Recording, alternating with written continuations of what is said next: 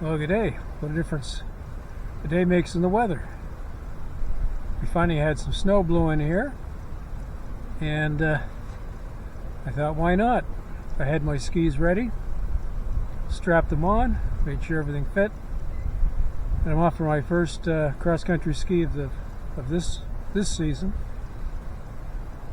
Didn't get too many times out last year because of the lack of snow, so I thought this year, every chance I get, I'm going to get out in it, get back in the woods along the trails.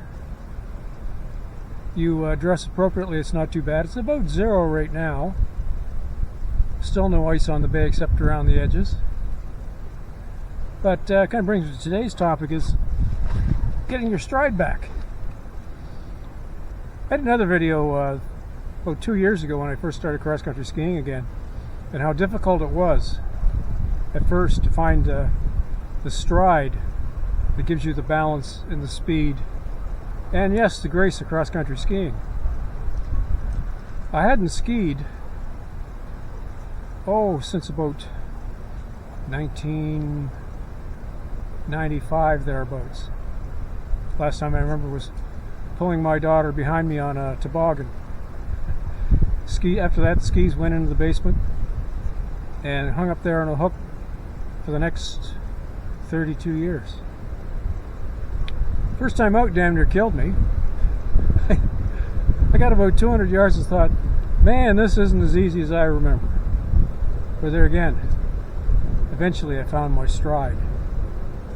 It wasn't the same stride I had when I was 25, but it was close. And the more I went out, the closer I came back to the old me. But a new improved me. I really enjoyed getting out, more so in the past. You have to try new things or retry old things. You got to have a bucket list. Anytime there's a big change in your life, it's going to bring turmoil one way or the other. And the important thing is, it does throw you off your stride for a bit. Some people never find their stride again. Others try all kinds of ways to try and get it back, sometimes too hard. What I suggest is, give yourself a little grace. Be easy on yourself. Pick one small thing that gives you joy and try it out. Look at things from your past. Maybe you can try them again or modify them.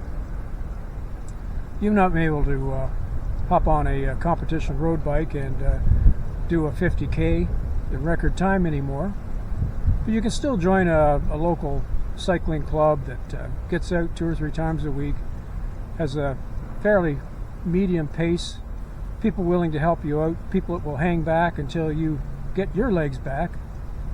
Same thing goes in most sports. Most people are perfectly willing to help someone else get back into their level of sport. Especially, for example, going to gyms. Most people feel intimidated going back to the gym because they see around all these people who look to be in perfect shape, without even realizing that maybe 6 months ago, these people were the same as them. Worried about how they looked in their gym clothes, worried about not using the machinery properly. That could easily be alleviated by maybe one session with a coach, or even just going up and asking somebody, say, hey, I've never used this machine before, how does it work? You'd be surprised. Quite often they'd be more than willing to help you out, and in some cases, join their crew. So that's my big suggestion. Never be afraid to ask for help. The worst they can say is no. And the ones that say no, well, automatically you know that that's the person you really don't want to have anything to do with anyway. Well, it looks like we might have some more snow coming in. It's overcast again. I'm probably going to get in another half an hour. I'm not going to push it the first time out, because I remember that after the first time I strapped the skis back on about 2 years ago, I could hardly bend over for about 2 days. Those butt muscles weren't what they used to be. Same with the legs. So as always, breathe deep, think clearly, enjoy each day. And remember, Mike loves you.